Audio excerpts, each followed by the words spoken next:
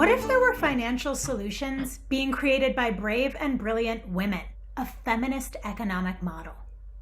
A new organization of women is realizing that woman-centered model, lifting up women activists and their real-world solutions for building an economy of our own.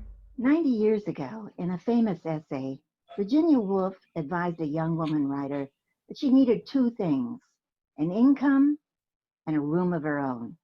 After decades of a pay gap and big money's corruption, we need more than that today.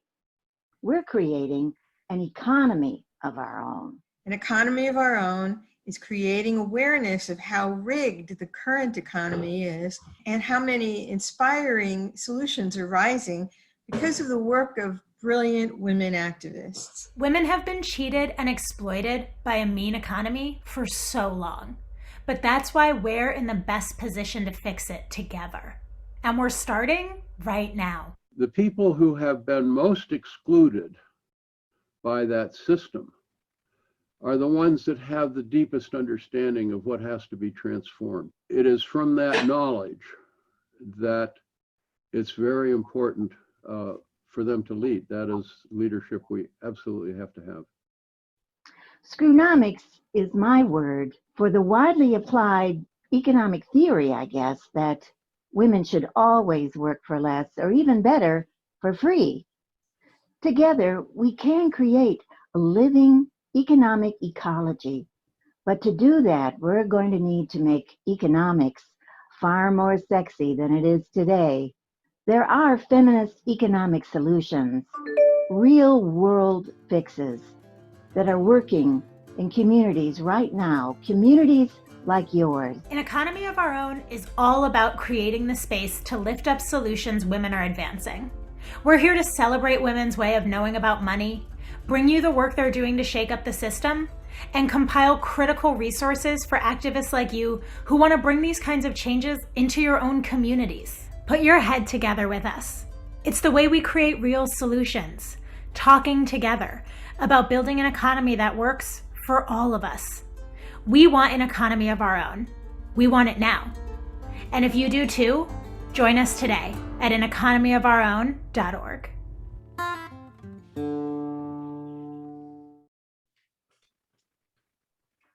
Wonderful. I am thrilled to be welcoming you tonight to a Zoom of our own about digital possibilities. I don't know about you, but I find the internet a little frustrating, and it's kind of ridiculous that I am the Zoom maestro tonight. So I'll apologize ahead of time for any snafus that happen, but don't worry, it'll be posted on our YouTube site, edited and smooth, and you can share it with your friends too. I know this is an important subject for so many of us. So as the maestro here, I'm going to just point out to you, if you haven't been to a webinar before, there is a panel down at the very bottom. We can't see all of our participants, which you may be used to if you use the meeting, but there is a chat there, and there is a place for you down below to raise your hand. And there's also another place there where you can ask questions, which we will do later on tonight. There's something called whiteboards, but we're not going to be using that. So figure out where the question bar is and the raised hand. So we'd love for you to practice using the chat by clicking on it and telling us where you're from now, will you?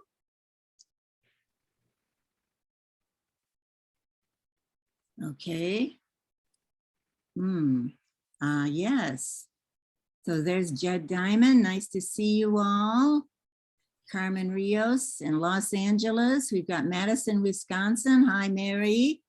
Mary Beth in Iowa City now. Paul Basich is here. Hi, Paul. Marie Tessier. Oh, I know Tessier. I know she's on our panel tonight. Dawn Mazzone from Pennsylvania. Hi. Great group. So you can see we're from all over the place. So look in the chat as well for ways to connect with people who are talking. They may be talking about organizations. You'll be able to sign up for our newsletter. We've got an insider update newsletter that keeps track of an economy of our own, which is a women's alliance of organizations that are dealing in economics. So it's a great place to get news or to share your news with us. We'll make sure other people learn about it. And then, of course, we also talk about a giving circle. This is a free event, but donations help us, and that's how we're here at all. So with that, I'd like to introduce Carmen Rios, who is our real digital director, a member of our advisory board at An Economy of Our Own. And she's going to tell us about herself, as all of our panelists are, because they know it best. And we want to know what led you to this work. What are you passionate about? So Carmen, start us off. Thank you. So hello, everyone. My name is Carmen Rios. I am honored to be here with you all and also to be moderating this really important conversation with this illuminary panel. I've been organizing, community building, and making media online for over 10 years as a writer, a communications officer, a podcaster, a vlogger, an editor, an event producer. Basically, I am very online. I am also the digital director at AEOO. So usually I am the Zoom maestro and Ricky is hosting. And so, you know, what made me want to have a conversation like this is that, you know, the reason that I do this work is because I believe in the power of the internet, and I do love sort of internet culture. And yet, obviously, the last couple of years, especially, I've become really uncomfortable with so much of what I see happening in this special digital space, sort of the tension of what I thought was going to be possible and what I'm seeing the internet become and be used for. So I was 13 when my family got an internet connection. It was dial-up, it made sounds. And back then it really did feel sort of like this untamed terrain. And I believed that there was something that I could find and foster online, because it was kind of that first space at the time where I could be all of the parts of myself to my fullest: silly, dramatic, smart, gay, feminist, outspoken. But, you know, it's been many years, and now Facebook is a brainwashing and propaganda tool, and Twitter is becoming a billionaire's little toy, and social media is a place where people get recruited and radicalized into white supremacy, sent threats, suffering, trolls, and doxing. So basically, the promise of the internet seems even further now from what it was, 10 or so years ago. And I'm disappointed. And admittedly, I'm a little freaked out. So I wanted to organize a conversation to get real about what we're seeing happening online, how it's impacting women and people of color and marginalized and especially multiply marginalized communities, and how we can take it back. And so I'm going to begin by having the panelists introduce themselves. And I guess before I ask them the question of why tech, I'll just say, why the digital landscape? Why is the digital future the future that we're focused on? So everyone will have about 5 minutes to introduce themselves. And then I'm just asking that you all also kick us off by answering that question. And so first, I'd love to pass it to Breigha Adeyemo. Thank you. So hello, everyone. So just grateful to be here and to have the opportunity to speak along with the panel, along with all these other great folks that are doing, great work. So my name is Breigha Adeyemo. I am a doctoral candidate at the University of Illinois, Chicago.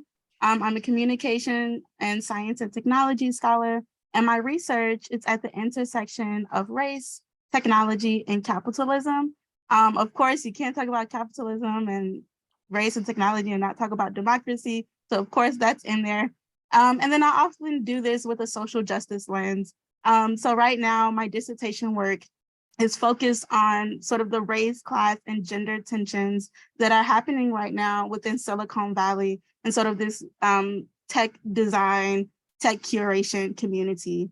And so to answer Carmen's question, why tech? why the digital landscape, I was really, I didn't come to my PhD program wanting to study technology, but I really was inspired by the work of some Black scholars who were working at the intersection of race and technology. And you may have heard of these people, Ruha Benjamin, Sophia Noble, Kashana Gray. And I wanted to really be a part of the good work that they were doing to help amplify the voices of marginalized communities, but also in trying to create a more just tech ecosystem. And so I am also deeply, deeply interested in the relationship between technology and society, because technology really is a part of so much that we do these days, right? I think many people can identify with probably hardly finding a time where they are truly offline, right? Truly disconnected, completely just not connected to technology in any way. And in some ways that concerns me, right? But in other ways, it also really intrigues me. So I'm interested in how technology and how society shape one another, and the potential and real consequences that accompany that relationship. Thank you so much. I'm so excited to dig into so much of that with you. And then next up in our little self-intro round is Marie Tessier. Oh, Marie, you're muted. Hi, I'm Marie Tessier, and by day I moderate comments to the New York Times opinion page. And because of my experience sort of moderating the national conversation on news of the day, especially about national and international affairs, I really was wondering where women's voices were, because women just weren't speaking up. And I worked on it and I worked on it and worked on it. And I found out so much. I wrote a book for MIT Press called Digital Suffragists, Women, the Web, and the Future of Democracy. And when it comes to news comments, women are outnumbered in news comments by about 3 to 1 or 4 to 1 when we're talking about civic affairs. And that just didn't make sense to me. I've been involved in raising women's voices my entire career. I used to work for the League of Women Voters. So this is, anyone can click on a comment box on a newspaper, but women just really weren't clicking. We knew they were reading the comments, and we knew how many women and men were reading articles, but women were not raising their voices. And I thought, that's just crazy, because women are voting in equal proportion to men, but they're not participating in as much of the conversation. And then things started lining up for me. Well, that's really striking that that's about the same proportion as women are represented in Congress. It's about the same proportion as women are financed when they run campaigns. It's so many markers of public representation started lining up. How many women are represented on evening newscasts and so forth. And so I thought, well, if we have this entire digital landscape where women are functionally and structurally underrepresented, why is that? And how can we fix it? And the obvious reason why it's a focus for me is because I believe in democracy. And I really also believe in the news business's role in supporting civic life. And the digital future has to be shaped so that women can engage equally. And the fact is that, as I looked into this issue for years and years, basically the reason that women are not represented online is because women are basically censored out of public life in numerous structural ways. And because of our training in life, because girls don't speak up in class, we're under evaluated in our jobs. We get all these cultural messages about how we don't count. And if you're a woman of color, it's much worse. So, which is why, for example, young women of color in Congress get stomped on online pretty systematically, extremely systematically, very regularly. And it's a structural problem, and I think it can be solved. And I think it's actually good for business too. So it doesn't have to be it's a situation where democracy and financial interests align. And that's why I care so deeply about it. Thank you so much. Very excited to talk with you more, and everyone should definitely buy Marie's book, Digital Suffragists, which breaks down so much of, what is wrong. It's one of the many books in our curriculum, which we'll be dropping a link to in the chat if you haven't seen it in your email yet as well. And so that brings us to our final special guest tonight, Riane Eisler. Welcome. Thank you. I'm Riane Eisler, and I have come to this through a long association with a feminist, a caring economics. That's what is the subtitle, Building a Caring Economics, of my book, The Real Wealth of Nations, which Archbishop Desmond Tutu hailed as a template for the better world we have been so urgently seeking. Now, that book came out in 2007. It just got translated into German, and there it had a tremendous audience in Austria, in Germany, and I'd like to really recommend it very highly, because we can't just tack on what Marie and Breigha, did I pronounce your name correctly, Breigha? Breigha. We're talking about, because of what Breigha said, the relationship between society and technology. And my work has been to apply two new lenses to economics and to technology, because it is these breakthrough technologies now, aside from everything that Marie so eloquently spoke about, we're in trouble unless we really, virtual reality, a lot of people are already living in a virtual reality of denial here in the United States. But let me talk just a little bit about my work, because as Einstein said, we cannot solve problems with the same thinking that created them. And when I embarked on my multidisciplinary cross-cultural, really transhistorical, including prehistory research, I realized right away that the questions that led me to my research, which, by the way, I have a lot of passion for as a child refugee from the Nazis with my parents, when, questions like, does it have to be this way? When we humans have this tremendous capacity for caring, for sensitivity, for creativity, and why has there been so much insensitivity, cruelty, destructiveness, that I couldn't answer that question through the lenses of conventional social categories like right, left, religious, secular, Eastern, Western, Northern, Southern. For one thing, none of them, there have been repressive, violent regimes in every one of these categories, but for another, and this takes us right to where we are, these categories marginalize, ignore, or say that we should be inferior, nothing less than the majority of humanity, women and children. If you really think about it. So in my research, I started to see patterns, configurations. There were no names for them. I called one the domination system and the other one the partnership system. And there's really a continuum, a partnership domination continuum. And yes, how the roles and relations, gender is, we've been taught to think of it as, quote, just a women's issue, or just a men's studies issue, right?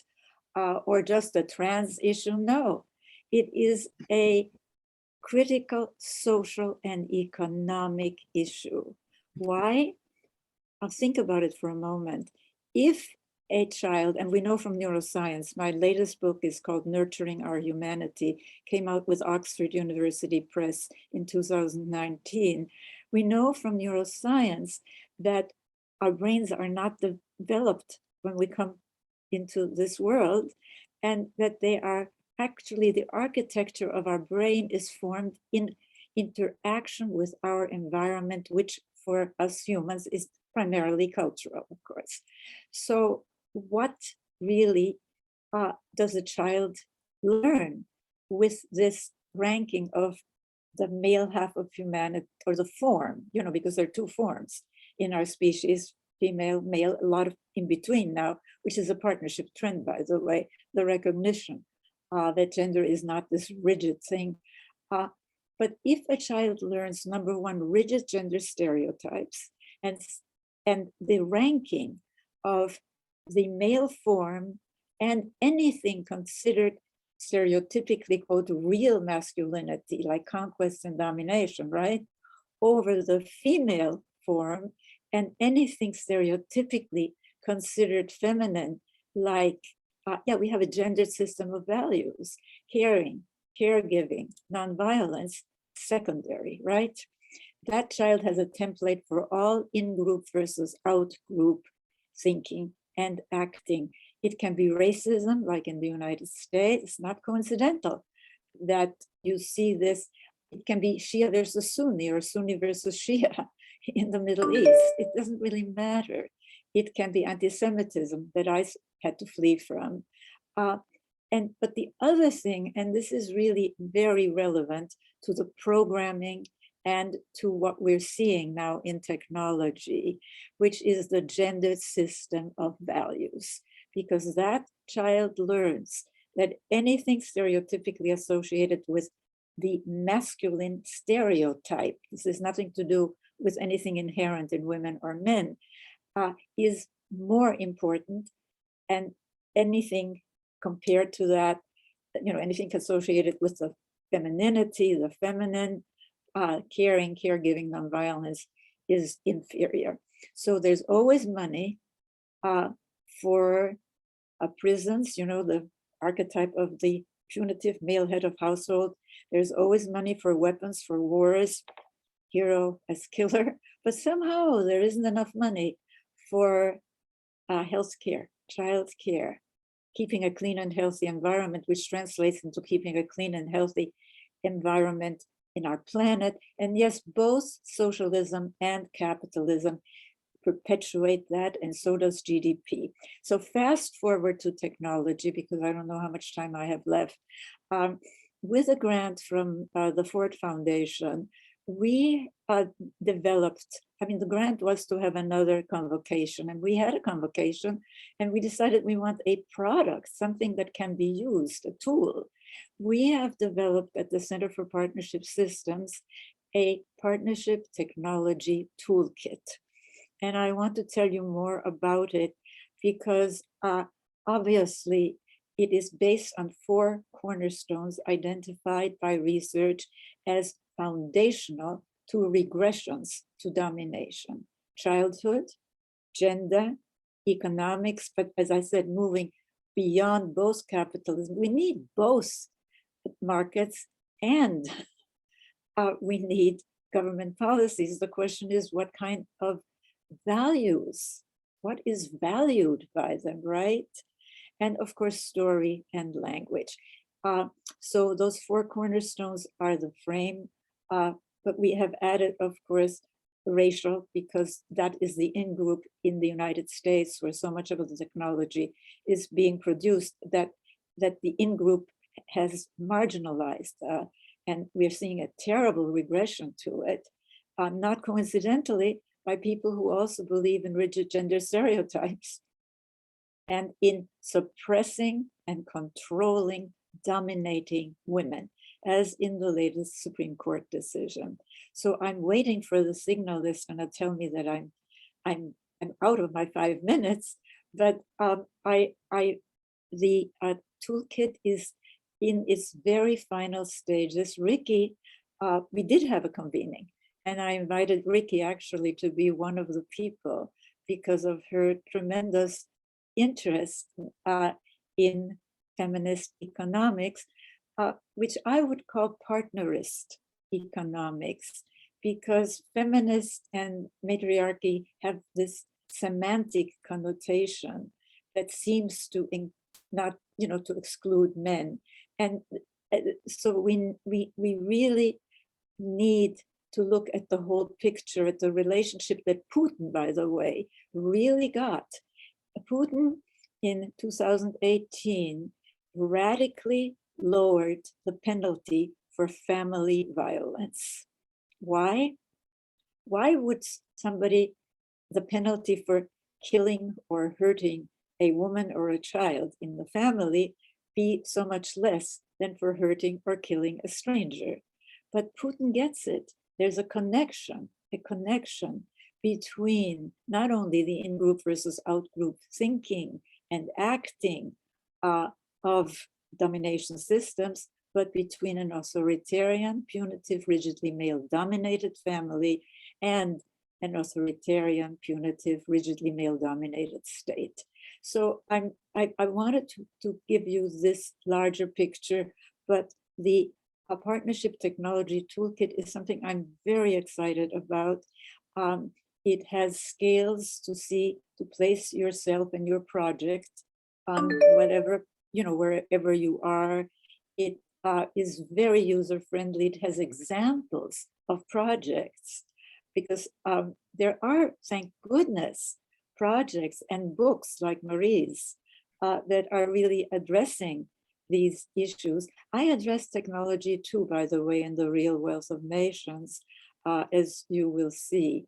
And I have to be out of time. I was about to say, I'm like, we are going to be circling back to so much of that, but thank you so much, Riane, for that powerful overview. And I mean, something that came up in all of our introductions, I'm sure not surprisingly, is that connection, right, between sort of the same old stuff that we've seen offline for centuries and the stuff that we're now seeing shaping our digital experiences. And so I want to rewind a little bit with Marie to start with sort of a bit of the history of the internet as it was. When I read Marie's book, I was really taken by her description of that hope of the internet that so many people shared, when it was becoming really increasingly common to have access to it at home. And it was this shiny new thing, sort of this idea she touches on that the internet would democratize itself, right? That just the technology alone was going to lead to some kind of whole new system. And then of course,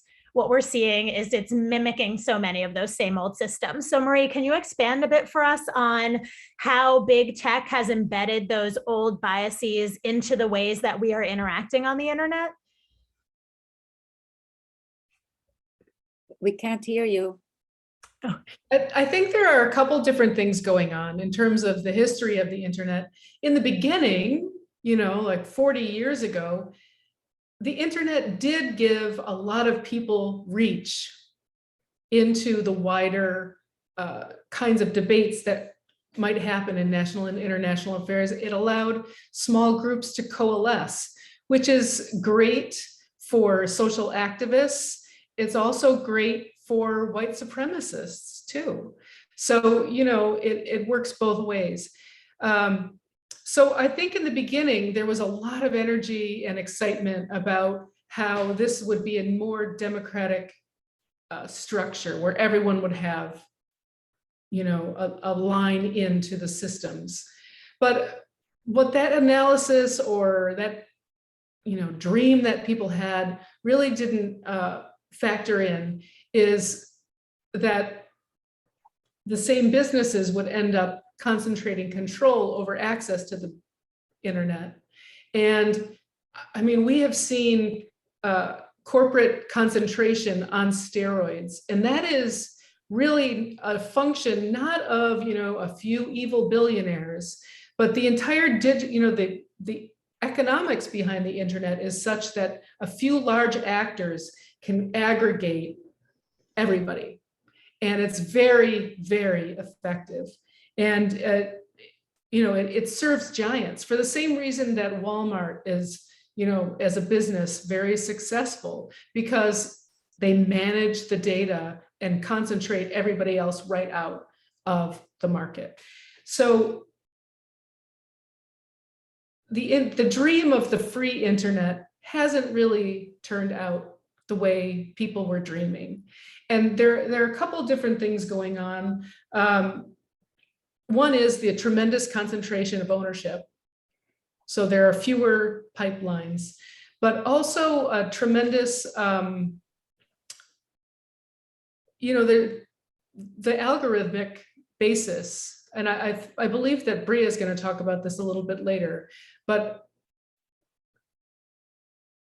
the corporate concentration is also figured out very well how to profit massively on the intensity of feeling about things. And so we have this tremendous social polarization. It's a global phenomenon. It allows bad actors, basically bad actors make a lot of money for Facebook and Twitter, and that's really bad for democracy. If we have, as we've seen in politics, the very committed action of small groups of people is basically remaking our entire global system of conversation and media. And, it scares me. It really does. Yeah, and I think I do want to pass to Breigha in a minute, but I think something else too that I often reflect on from your book is the descriptions that you have in there, sort of how if you think of tech as a product, and if you think of, your product as this thing that you're selling because you're a business or you're a startup, like that there's an iterative process that sort of just so happens to discount the fact that you might later on realize that you have to develop safety tools, or that you need to develop safeguards, or that you need to, make this product that you're developing inclusive, that those are things that are happening later on, because also the profit motive is not, I want to put the product out when it's safe for everyone, right? The product motive is, I want to put the product out as fast as possible, and then we can fix it later. And so can you speak a little bit about what happens when that decision is sort of where those products begin, right? That it's not about creating a better internet, it's about creating a commercial property. Well, I think what you're getting at in that question really has to do with how do biases get built into technology? And so in terms of news comments, the way those were designed really came from the old internet with the blog format. It was a very linear, if you think about the C prompt, if you know what a C prompt is, it was first one thing, then the other, then the other, then the other, then the other, in one long linear line. And that sort of makes sense for people who think in terms of spreadsheets. First Carmen will have her say, then Breigha will have her say, then Riane will have her say, and Ricky will be off camera listening to everything and sort of jotting things down. But what if, just taking your turn and speaking up is not your communication value? As it happens, women's basic communication value about when it comes to politics is they want to have a conversation with people. And you don't achieve a conversation by having a linear, kind of, everybody taking turns. It's more of a circular way that we sit and talk with each other like we are now, where everybody does get a voice, and everybody's voice is structured in. We open the chat to questions from the audience. Everyone has an opportunity to speak. Everyone's ideas has a place on the platform. So if you're a computer program product designer and you're working in a not very diverse office, you might say, oh, hey, we can do it this way, A, B, C, D, E. But that's not something that works for everybody. And so the bias gets built into the very way that those products were designed. And we all know that Facebook is causing a lot of problems. But the fact is that Mark Zuckerberg and his competitors at Harvard, they were making a product that was made for people to connect with each other. And it was made for people who can have closed circles of conversation. That's what makes it so popular, is I can post a picture of my dog and all of my dog's fans like it, but I don't have to, make a public statement about my dog. It's just my dog picture. And we share something. So, or if I want to post, certainly my Facebook feed lit up with people talking about Roe versus Wade and the Dobbs decision last week.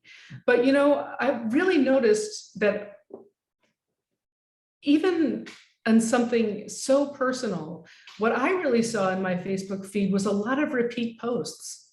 A lot of people I know sharing the same meme or statement.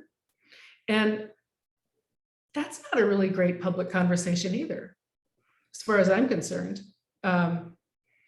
So we get things boiled down to their essence, and it's really not a good exercise in democracy. Does that answer the question that you were getting at? It does, and I think it's a perfect tee up too, because Breigha, you wrote this incredible article about why you're afraid of the metaverse, also part of our curriculum that we'll drop a link to. And I was wondering if you could speak a little bit to those points that Marie just raised and beyond them, of sort of, what does make you afraid of the metaverse?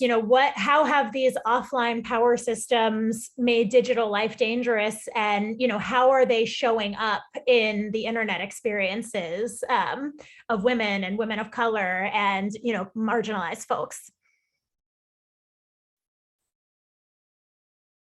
So when I first wrote the article, my concern, or even my fear even, right, was and really still is rooted in this sort of possibility and likelihood of like racial and social injustices that we might experience, specifically in the metaverse is what I was referring to in that article. But I think we can think about that in terms of any type of future internet or current internet that we have, and so my concerns are primarily based around this sort of historical relationship between race and really gender and technology. And, unfortunately, racism and technology have historically gone hand in hand, right? Leaving marginalized people really to suffer the most harm from the unintended consequences, right? Like, let's not argue about whether it's intended or not. Consequences of new technologies. And so if we think about the algorithms that Marie brought up earlier, right, algorithms are written by humans, right, who are inherently biased. And really that can seep into the way that we frame the analysis that underlines our code. And so we see these AI software that not only mirror the biases and the inequalities in society, but also sometimes make them worse, right? Sometimes they exacerbate those issues. And so we might think of an example of how the banking industry, right, and how automated decision-making can often disadvantage low-income minority groups when they're applying for a loan, or they have to determine whether or not they have credit worthiness, those types of things. And so on social media specifically, we really have to think about this historical relationship between race and technology, and the way that this is going to continue to be structured, the way that this is going to continue to play out, even if we do have this new internet, right? Because a new internet isn't a clean slate, right? And I think we were tending to think about the metaverse that way. It's like, oh, this is a new opportunity for Facebook, which in some ways it was. But it was also an opportunity for us to think and reflect on what has emerged out of our internet, right? When we think about the early 90s, the 2000s, the 2005, when really people were really flocking to the internet as this like information ecosystem. But, and it has become that, but also in ways that has now scared us, right? When we think about privacy issues and surveillance and all these big, scary terms. So that was really where my concern was and still is, with the metaverse or any iteration of the internet, really, when we think about this sort of socio-technological futures. Definitely. And, Riane, that makes me think about, the fact that there are these clear profit motives, right, that you referred to, that hate is profitable on the internet.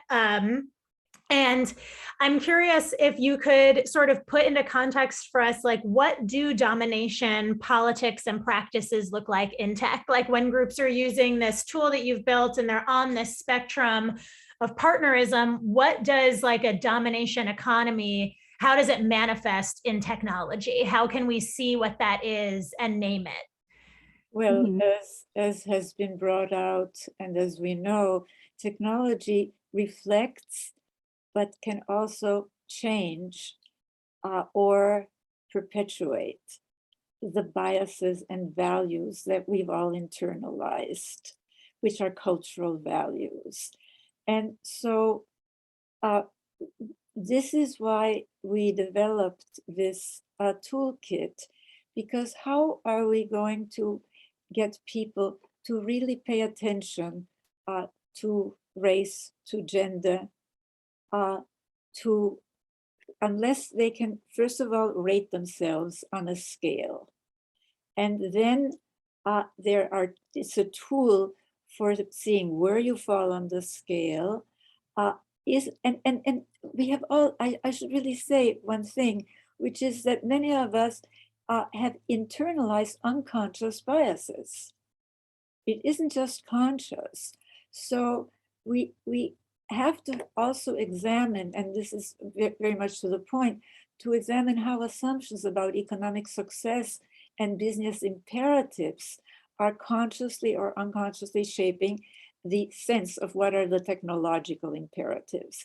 And here is where we come to the larger society, because yes, we developed with the help from the Ford Foundation this tool, which, by the way, will shortly be on our website, which is centerforpartnership.org. And it is an evolving tool. We want to identify some companies that want to use it in their technology development. And if you have some thoughts, please let us know. But we also, it came out of the feedback, I should say, of, well, a lot of people. In fact, there are two of the people who were in the group here. One is, of course, Ricky, and the other one is Jet Diamond. Because I wanted somebody from both the women's movement and the men's movement represented. But to get back to these assumptions, because the other tool that we have in development, and we really are working on new metrics, are called the Social Wealth Economic Index, showing, well, the gender system of values that considers the work of caring for people and planet just reproductive rather than productive work, which is a spurious distinction that's still taught in economic schools. And so the thing that I want to go to, we want to really show, for example, that some of the nations in Northern Europe that people say are socialist really aren't. And I'm talking about Norway, Sweden, Finland, Denmark. They are more partnership oriented. They have caring policies. They pioneered these policies. And so the question is then, does the technology reinforce this notion that caring, caregiving, nonviolence is just secondary women's work? Because we have this. Or does it really say that it's heroic to question that, and that it's heroic to care for people, to care for our planet? I mean, these are the subtleties. And I have to say that the business models are an obstacle, but charters of corporations are social creations. I mean, we're talking about this being an educational tool for people who are developing technology, who are funding technology, who are, disseminating technology. But it's also, this work is an educational tool showing that we can build something else. And I really don't want to go into the whole thing, but one of the questions in the toolkit, for example, is what view of human nature, of human possibilities, does the technology communicate? And it's a false story. The caveman cartoon that, one hand he's got a weapon, a club, with the other one he's dragging a woman by the hair. The evidence from archaeology, the evidence even from DNA studies and mythology, etc., is that for millennia, we humans oriented more to the partnership side, okay?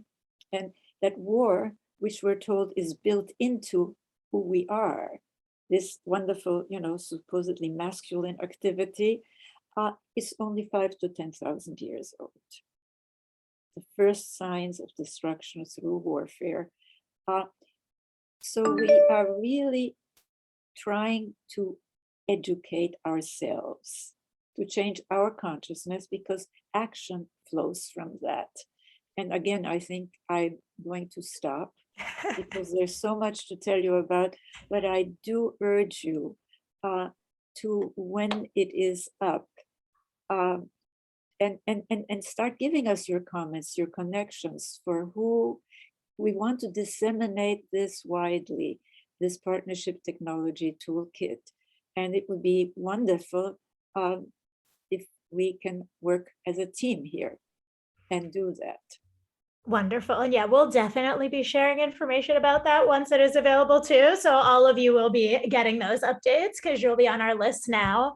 And something, we've now explored sort of how those offline power structures have shaped our online experiences, but something, when you were talking about the responses to the Roe decision, Maria, I just kept thinking that something that was coming up so often in my feed was, these was like right up there with like, revise your will, queer people adopt your kids. And then people were like, delete your period apps, right? Like delete your period trackers, delete whatever. And it made me think a lot about surveillance, right? Like the thing that's different right now about our landscape than it was in 1972, one of them is obviously that right now, if you're carrying a phone in your pocket, it's suddenly like, don't take your phone to a protest until you turn your location services off. This way that the technology that we've now become so addicted to, dependent on, whatever phrases that has become so embedded in our lives, is also now fueling in the opposite direction, right? Like first it was shaped by these forces. Now it's becoming a tool for, sexism, for capitalism, for racism, because we're being reduced to these products, to these demographic categories in all these different ways. And so I'm curious, if Breigha, since you're focusing sort of on Silicon Valley, so what's happening behind the scenes as well as what we're seeing manifesting in those final products, what are some of the other ways in which making sure that technology is more democratic, that the future of technology is more feminist, how would that also, shape what's happening outside of technology? How would that sort of fuel in the opposite direction, the fight for equality everywhere else? Yeah, that's a really great question. I think when we talk about surveillance tools, and I'm just kind of like giving a little backdrop first before I really answer your question. I think when we talk about surveillance tools, we're really talking about information harvesting tools, right? Like we're talking about this sort of knowledge and power, right? And how knowledge is power. We've all heard that phrase before. And so this then is like thrust upon individuals, right? It's thrust upon groups, but it's also, I think, done for one of three reasons. And I think one is to make people more governable. Two, either to make them more exploitable, or three, to do both, right? I think surveillance really is to achieve one of those three goals. And these surveillance tools then, and really the practices that accompany those, work to subdivide populations. And it's typically along racial lines, right? But also gender lines. And so data extraction becomes a way not just to categorize people, but really to learn about them and to predict about them. I know one of the books that you have on the curriculum or reading list is Shoshana Zuboff's Surveillance Capitalism, which I think is a really great read and is related to this topic of what we're talking about. Because, and even though she doesn't talk a lot about race in her book, which I think is important, you know, racial subjugation is central to how capitalism and surveillance capitalism operate, right? So surveillance capitalism then, it acts not only to make companies or governments more profitable, but to do so through reproducing racially exploitative processes and systems. So this translates, to answer your question, this translates into our offline lives because it aids in this maintenance of like racial hierarchies, gender hierarchies. So when we consider this fight for racial, gender equality, and all these things, that becomes more difficult as surveillance technologies and practices, they constrain movement as they impinge upon sort of our right to civically organize, right? And so so for instance, Black people and other people of color are continually monitored, but then still very rarely heard, right? And so I think hopefully that answers your question.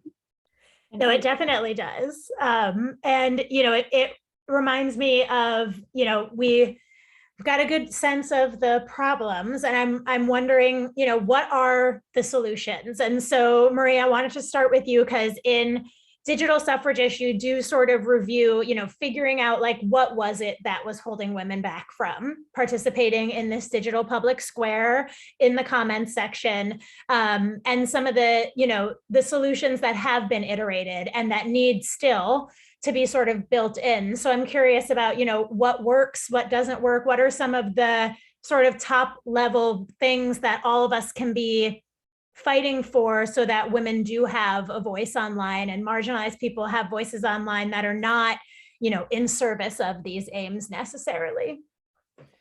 Well, I think the first thing in terms of like internet interfaces has to do with using appropriate user experience models about who's speaking on the internet and who we want to speak on the internet. Because right now, the people who speak on the internet are the same people who've been getting the podium for the entire history of human life.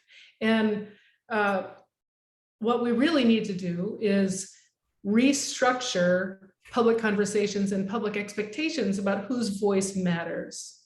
Because everything about the internet, this incredible aggregation of power into a handful of hands, is basically strengthening all of the old biases and exclusions in ways, and the cutting up, as Breigha said, about racial segregation being central to the internet economy. I mean, that's just crazy. You know, we need to find a way to structure civic conversations online by creating the products, having the producers, the people who are creating the content, the people who are designing the digital landscapes, have those be inclusive teams that think about how things are working for everyone. Definitely. And Breigha, I wanted to circle back with you on this one too, because, you know, we obviously, I mean, there's so many factors, right? There's the new features and the changes that we would need in the existing technologies, but then there's also these larger problems, right? Of like lack of diversity in Silicon Valley, lack of funding, you know, the product design process. And so what are some of the things that would maybe put you at ease about, about the metaverse and other online spaces? What would make them less dangerous and less scary? What are some of the solutions like behind the scenes and in the technology that you think we need? Yeah, I think my answer would refer back to your previous question, your most recent previous question. And I think that sort of online, offline dynamic, I think there are things that need to happen offline in order to make people feel safe online. And I say that because we tend to have this techno-chauvinist sort of view of social problems, right? Where we think that technology will solve all our issues, when really we've seen the opposite, right? Like technology has created more issues and compounded issues. So, you know, I'm not going to pretend to know what would make everyone feel safe, because I think that differs based on the communities that we're part of. But I think a great starting point is what Marie has talked about, which is, you know, we have to listen to the communities who too often experience these cyber attacks and other negative aspects of digital life. You know, these communities now are speaking up and speaking out on social media and offline. But big tech really has to be willing to listen and to go a step further and take their concerns seriously, and to think about how they can work with these groups and for these groups to make their digital experiences healthier, more pleasant, safer, and so forth, you know, fill in the blank. So like I said, the metaverse isn't gonna suddenly solve, right, our online issues. But we have to be proactive about considering the ways that the metaverse might provide benefits and harms, in old ways, but also in new ways as well. Even if these companies take seriously our concerns and they, you know, find ways to sort of justly alleviate them. I don't know if that's the right word. But our digital experiences, right, they'll never be perfect. And we're human, and every technology that we make will always have the potential for harm.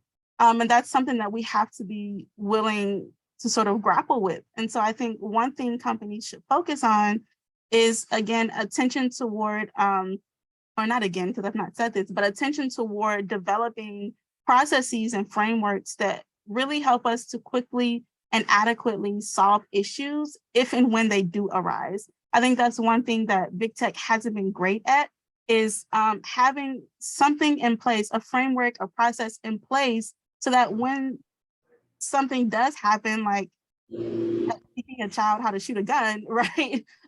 We have to be able to address that quickly. And so that's definitely a place that I think needs attention as well. It's great to be proactive, but we also have to be better in our reaction as well, because things are going to happen. I love that. I also feel like techno-chauvinist is a word that I want to like add into our curriculum as soon as possible. So thank you for that. And Riane, I would love to hear from you too, like what you think some of the, you know, like when we talk long-term system change, I mean, we're talking long-term system change, but what are some of those sort of shorter term solutions, those steps that we could be taking, that big tech could be taking, that we as users should be taking to sort of push back on the way that a domination economy is shaping our digital lives? Well, there are many entry points. It depends on our sphere of influence. I mean, certainly voting is important, but I do think, to return to the technology issue, many of the people who are developing our technology, as Breigha said, are really are not representative of the population. And so the first item in the technology partnership technology kit is who is part of your development team, who is part of your team. But then it goes on, because, you know, we have all internalized a lot of these biases that are built into the domination system. And this is a place where I think making people aware of the importance of gender, of the importance of what does the technology teach children? I mean, about what are human possibilities? I mean, does the technology take into account findings from neuroscience that the so-called pleasure centers in our brains light up more in experiments when we share and care than when we win and dominate? We have internalized this as always been that way, it always must be, and we are taught a false picture of our history. So I think that these all things go together, and my very big concern is virtual reality, because if it includes this sort of action entertainment as the main motif, then it becomes escape, but more than escape, it becomes a way of reinforcing the old, this is important, and the caring, the caregiving isn't important. And this at a time when our planet is literally burning, and when we must value caring for our natural life support systems and for people. And I can't really emphasize this enough. I think that certainly we can work on distributive profit models in our technology, where the people whose data are used have some kind of say in how it is used. We can work on these models where, and we give examples in the toolkit of projects that are actually doing this and developing the means to do this. But we're talking really to what Breigha mentioned, the relationship between society and technology, and how we have been told so many false stories and they make their way into our technologies.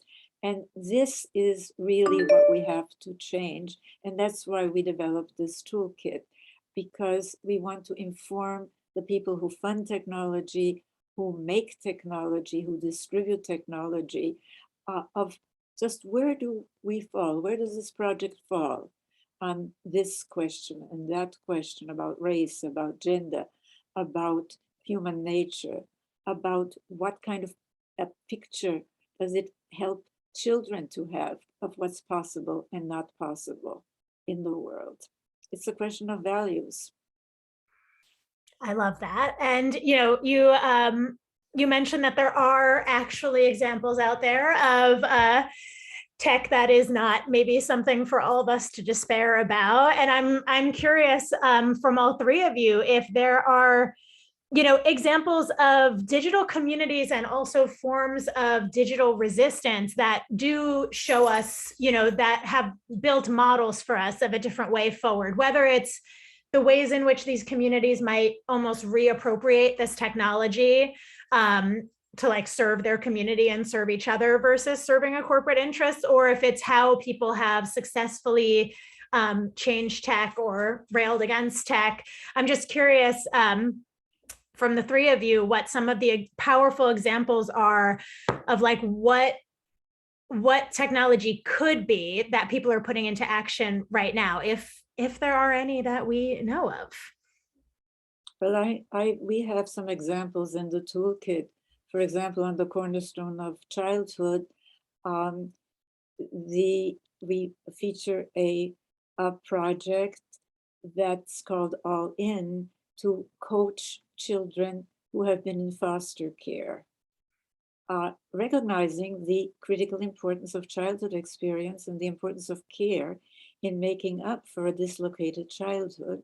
And it incorporates a participatory design model so that current and former youth can be, in foster homes, can be content contributors. In terms of gender, one of the examples is Femfuturists, which really is working on, but I mean, there are lots of these projects that are happening. The economics project, the inclusive value ledger. I mean, the issue is, what data sets do people draw from in order to program? And I want to add something, because AI, as you know, it's more like parenting. It's not so much programming. So we have to really parent it in a partnership way and give it the information that it needs to do so. The cornerstone of narratives and language, again, the Femfuturist Society, it's a partnership project because it seeks to support a partnership future in which our narratives of possibility are informed by the experiences of women and the values of care, nonviolence, and equity, which have historically been dismissed and devalued as, quote, feminine, right? So, but we have to bring it mainstream. And this is one of the reasons that we are looking for companies who are developing mainstream technology to really use this in their teams that are developing the technology and see how useful or what they want to add or subtract. Because it's not a question of saying you're wrong because you have this bias. It's a question of showing that there is a better way. Definitely. And Breigha, speaking of mainstream technology, I'm curious if you have any examples of sort of models of almost an alternative way that social media could be serving us or harnessed for a higher purpose than, you know, the selling of our data. Yeah, I think rather than talking about the company side of things, I'll talk about users, because social media users have really been able to sort of repurpose social media for their own means. I think we can think a lot about this in terms of activism, right? There's the book #Activism, which focuses on Twitter and hashtag networks where different activist groups, right? Black Lives Matter, Me Too, what's another one? Justice for Trayvon, and all those hashtags were able to really repurpose hashtags for the purpose of organizing, for the purpose of political dissent. And so I think one of the ways that we might think about is what we as consumers, as users can do to also repurpose social media for our own means and for our own benefits, even when these companies refuse to help us in the pursuit of such. Right? Definitely. And Marie, I'm curious too about, you know, how, what lessons can we take of sort of what's working for, you know, helping women have these higher voices in the public square and almost, you know, working within whatever framework there is for that to achieve a, you know, a more equitable platform. Oh, you're muted. I think good news about big tech or big data is that it can be used to empower people. Mm-hmm. It can be used to boost representation. It can be used to coalesce like-minded activists, as Breigha was mentioning.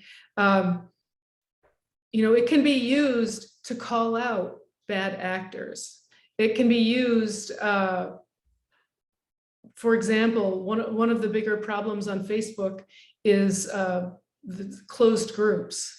But people are using the screenshots of this really vile stuff to get these networks closed down. So it really has to do with our offline values and our offline structures, offline regulation and expectations. Because if we only listen, we don't have to listen to the loudest voice in the room anymore, because we have this global data set of all the voices. Almost everybody is speaking up online. One of the bigger drawbacks, though, I think that I'd like to hear from Breigha and others about later is, you know, there's a limitation to what any one platform can do to resolve, to create. I mean, so we could create this, you know, like magical meadow where everyone gets along. But if people are afraid to speak on the internet because of their past experience, it doesn't really, it's not a solution to have one tiny space if people aren't willing to participate in it because they have real world experience of bad things happening. You know, you can't afford to have an angry mob showing up at your door. You just can't, you know, it's terrifying. Definitely. Riane, Breigha, do you want to say anything in response? Well, I just want to say that if people are terrified, it's because the fear is being merchandised in all ways. And if you use this product, if you purchase this product, you'll be attractive. Well, it's the fear of not being attractive. But today, the fear has become a political motif, and so have lies. So I think that we have no illusions that everyone will use this partnership technology toolkit, but there are a lot of people who have unconscious biases that devalue care, that don't understand that both capitalism and socialism, both Smith and Marx, had nothing about caring for nature and wanted the work of caring for people in homes to be done by a woman, for free. I mean, that was their premise. And GDP and that distinction between productive and reproductive work, which is baked into this, we have to help people be creative, create something better. And they won't if they're stuck in the old thinking. Definitely. Breigha, anything to add? No, nothing to add. Well, that brings me to, I have one final question and then I'm turning to Q&A, and I see some really incredible questions coming in. I also have some that people submitted when they RSVP'd. So if you already submitted one, no worries, I have it on my list. But I was just hoping that, that the three of you could sort of share what when you envision a feminist future online, what you see. What does that mean to you? What's different about it? How is it organized? How is it sustained? How is it used? Just feel like it'd be so powerful to close out this segment with some of these visions of a more perfect internet, one might say. And so, Breigha, I might pass it back to you for this one first. Okay, yeah, that's fine. This is a really good question. And I think because we talked so much about the problems and things like that, but yeah, envisioning is really important. And I think that there are two areas that we could drastically improve on. I think one is social responsibility. I think that's what Riane was really hinting towards. And then also transparency as well. These are two areas that are really, I think, extremely important as we think about our technical future. I believe that we need to really be thinking about how government can regulate social responsibility and also how it can regulate transparency, even if it involves incentives, even if it's right now within this sort of capitalist mode of production, because I think social responsibility, right? One side of that is genuinely caring about the well-being of consumers and platform users. But I think the other part of social responsibility is deeply investing in people, right? And making spaces for them to envision and to create with. And I think both Riane and Marie have talked about this earlier, in that we need to have opportunities for big tech to sometimes even remove itself from the equation and ask others to create and envision. And, this goes beyond just diversifying the workforce, right? We also need to be able to give these marginalized people the opportunity to lead teams, right? Not just to join the team. And so I hope that social responsibility can somehow be ingrained, right, in capitalism, right? I'm not going to say that capitalism is 100% bad, which I think sometimes we default to. But I will say that its current sort of iteration isn't what it should be, right? It isn't where it needs to be if we're going to put profit over people. But I think social responsibility has to be ingrained in whatever structure we choose to sort of live by, I guess is what I would say. Thank you so much. What about you, Marie? I think the biggest thing that I would create a feminist internet for me would be basically a standard of women having an equal voice, structuring online conversations so that women's voices are uplifted, and also that communities will be safe and there are penalties for people who attack others. I mean, that is really the big problem keeping women off the internet, or keeping them out of civic conversations online. And that is the fundamental thing that has to change, is the standards need to be changed. I would add that we have a problem that cannot be solved by changing technology. We have an absolute guarantee of free speech, almost absolute, except for shouting fire in a crowded theater, which is absurd because of all the hate speech and all the threats that are, and that is a social responsibility issue that we can use the internet to really change that. I mean, I used to be a vice president of the local ACLU and I quit because they were funded by some of the porno providers, by Hustler. And therefore it would take this absolutist stand, you know, but that has gotten so bad now that we really have to re-examine just what is hate speech, what is threat, what is permissible, and so that people like Elon Musk can't just come in and do whatever they damn please. That's the kind of standard I'm speaking of. And you're absolutely right that the legal standard for a meaningful threat has to be an imminent attack. And that's not going to work in a social structure where the violence is embedded in the way we talk with each other and the social structures that you mentioned.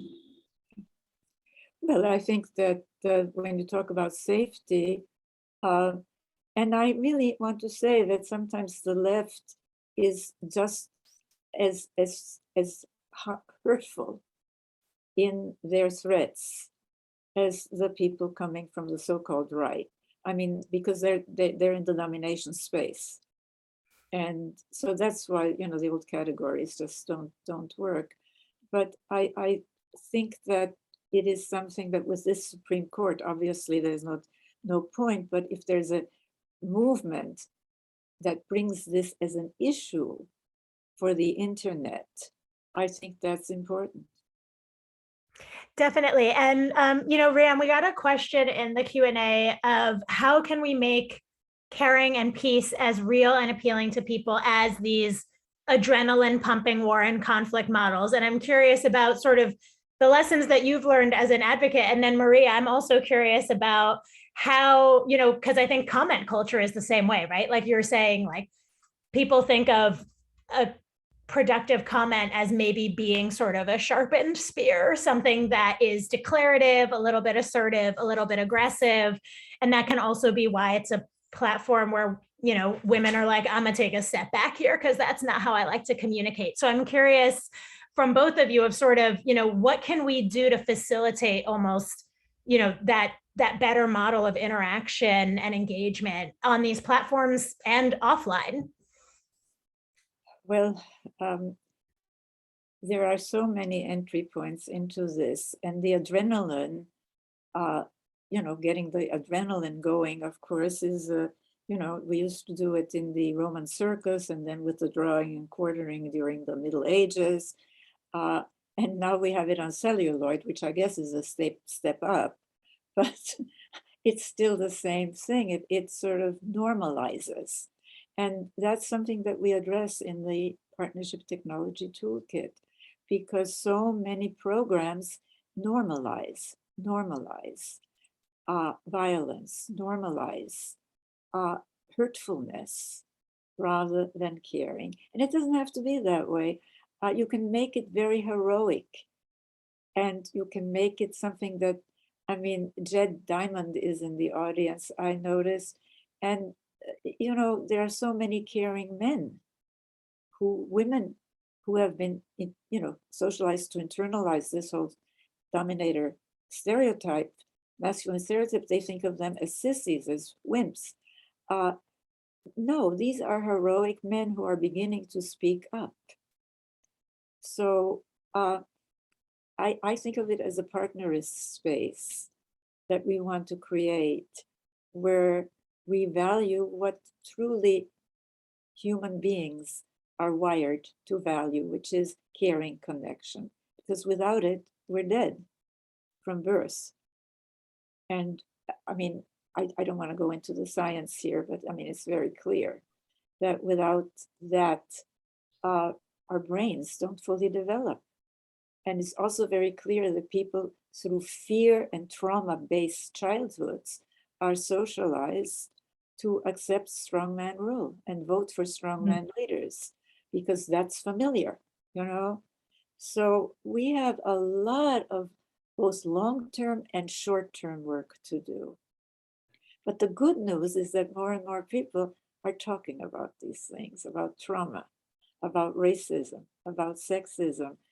And I want to have the conversation shift from, oh, that's just a family issue or, you know, trauma, right? Because it's a social issue.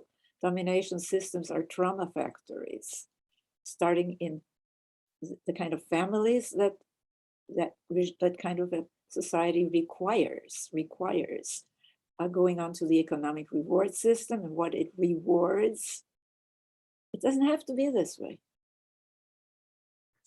In spaces where people are talking in civic life, the biggest thing that you can do in an online community is to have a moderator and a host be actively present in the conversation and to ask that kind of more circular question to draw people out to really model the kind of commentary that you're looking for. So you're absolutely right, Carmen, that these online spaces are made for people who enjoy making these declarative sentences, these declarative statements, because that's the model that it's based on. And when I'm talking about gender, I'm talking about sort of two overlapping bell curves, but we can make generalizations.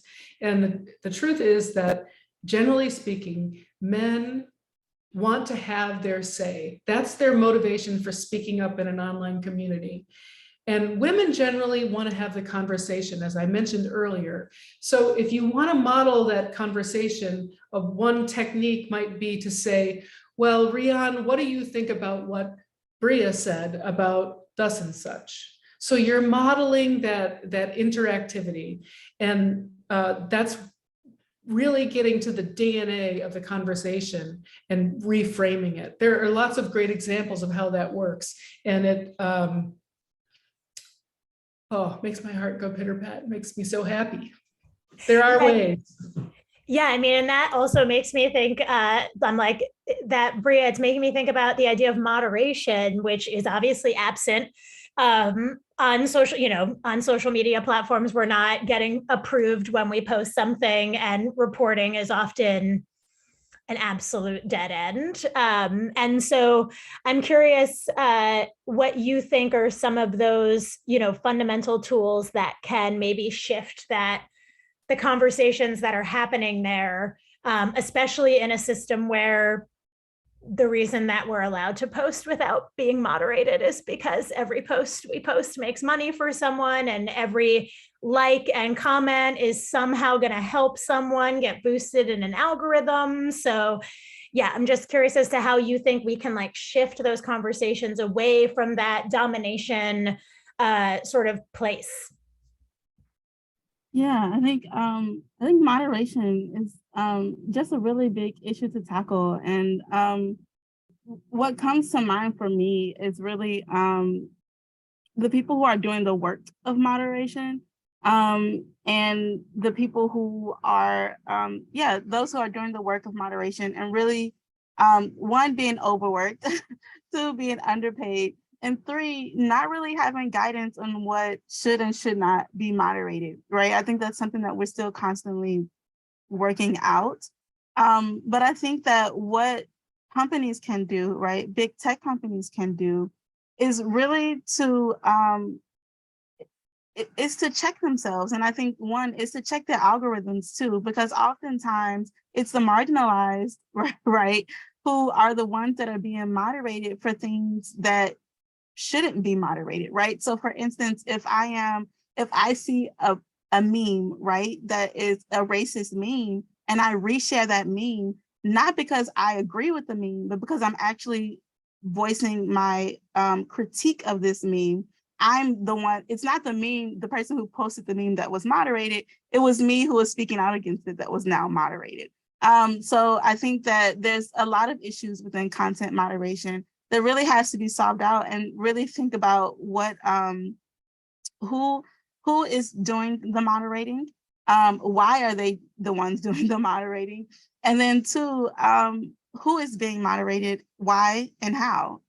Those are just all big questions, and I'm not sure that I answered your question, but those are just things that I think about.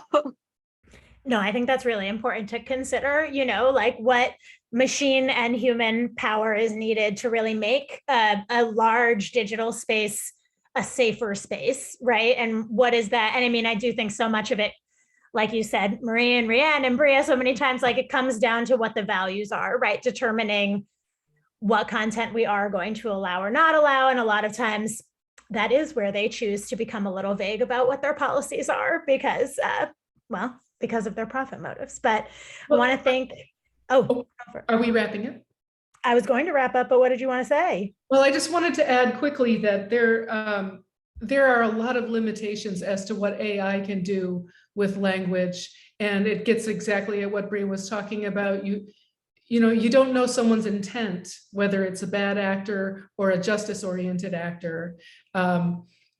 And I don't honestly think that AI is going to resolve that. There's a new study out of Harvard that shows the limitations of those tools. So it really does, it always goes back to the humans making the values and setting the structure. And it's, you know, it has to be done right, and it has to be done with the right motives. And that's really the heart of it. For sure. And we are coming up on time. So there actually was one question. I'm going to invite Ricky to come back for our closing. And there was one question submitted that was basically asking, how can we go larger and create an economy of care to replace the economy of greed that we have? And how can we help AEOO do that, which I think is the perfect time to pass the mic back to Ricky, who will tell you all about what's coming next at AEOO, what we're working on, how you can support us. And before I do that, I just want to say such a sincere thank you to all three of you, Marie, Breigha, Riane. It was so wonderful talking with you. I'm so grateful for your time and your wisdom. Thank you so much for being here with us today. Thank you, Carmen. Thank you. Carmen, I wanted to share my screen, but I don't know that I'm able to. Oh, I just made you host because Zoom is being mean to us. Okay, it's an example to end on here with our difficulties. Let me go here. My goodness, you've got a lot of file folders on your desktop.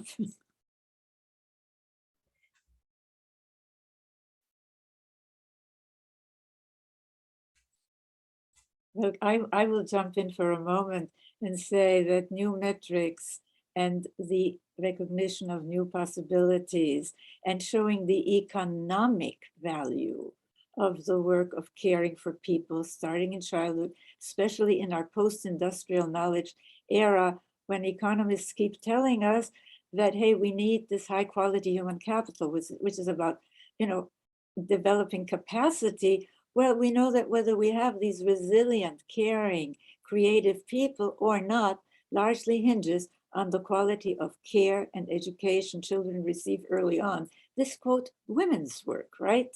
So we're right there to show, and to show that companies that rank in the Fortune 500's best companies to work for have caring policies and have even in terms of the conventional thinking, have a higher return to investors. Caring pays in dollars and cents. That you have to start with where people are at. Really, wonderful. I want to thank all of you for joining us, our participants who came up with such great questions. And Carmen, you were spectacular. Riane, Breigha, Maria, so many good quotes from you. Watch out, we may be writing about this in the future. I want you to look down at the bottom of your screen there and raise your hand if you got any good quotes or good ideas or inspiration, and it's great to hear that. And I also just want to put a hands up for a Zoom of our own coming up on housing, another big subject about human needs and putting people before profits. On July 25th, our timekeeper, Mary Beth Gardam at Women's International League for Peace and Freedom, she's the one who's been helping us with the chat. She's going to be doing that next time. So join us for that. All right, I want to just say, in Women We Trust and the men who love us, we're aware that there are a lot of them, but in the subject of economics and money, too many of them still don't respect us enough to really listen to us. And so here are ways that you can join us and subscribe to our insider update. You can invest in women through our giving circle. We have Zooms of our own on Monday nights and other intimate conversations counting on women. You can register for that.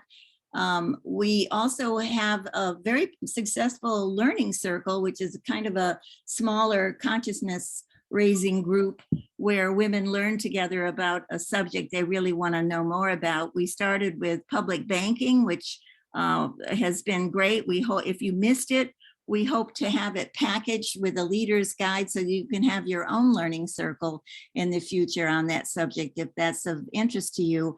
But meanwhile, we want you to go to our website and send us your suggestions and interests for what you'd like to learn about and see us develop next in that realm. So lots of ways to be in touch with us. Check us out. We'll be sending you a newsletter. And you can unsubscribe easily if you need to, but we hope that you'll join our company and listen to more brilliant conversations like the one we had tonight. Thank you very much, all of you, and look for this in your mailbox, and it'll be up on YouTube so you can share it with your friends. Thanks so much. Bye now. Thank you. Thank you. Thank you.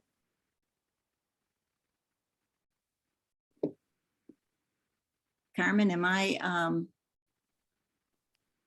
am the host.